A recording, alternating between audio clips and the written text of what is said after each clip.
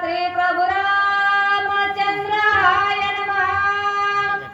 जैसा मेघ गडगडिला तैसा निशाचर गर्जिनाला, कोलित घेऊनी धाविनला हनुमान दृष्टी लक्ष्मणी। पांडुरंगा करू प्रथम नमन दुसरे चरण, संताची कथेचं अनुसंधान जसं मगा गरजलं असा त्या ठिकाणी काळ नेहमी मोठ्यांना गर्जना केली. मुलीच्या असणाऱ्या येतलं हो मांडला होता, त्यातलं एक जळकं लाकूड घेतलं, हनुमंताकडे बघितलं, काळ नेहमी जाऊ लागला. प्रताप देखोनी निशाचरी, हो हो वेगी वाढला कपिकेसरी। 10 योजने गगनांतरी, वा वा वा. उसळवणे दुरी चालेला।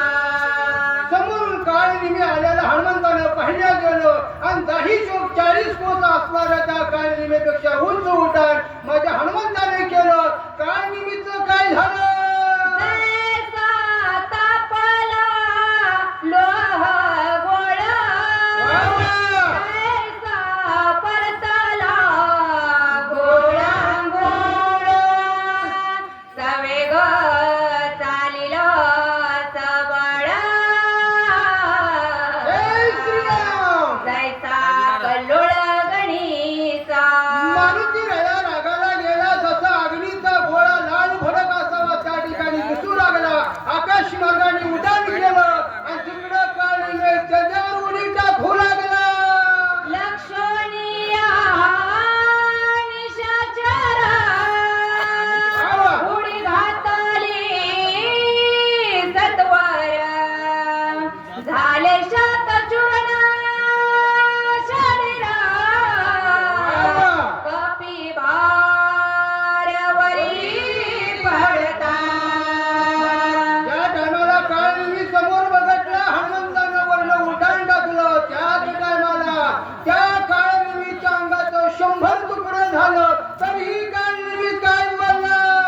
कारी राक्षसा तुर बळी, आपंदे दिधाली आरोळी।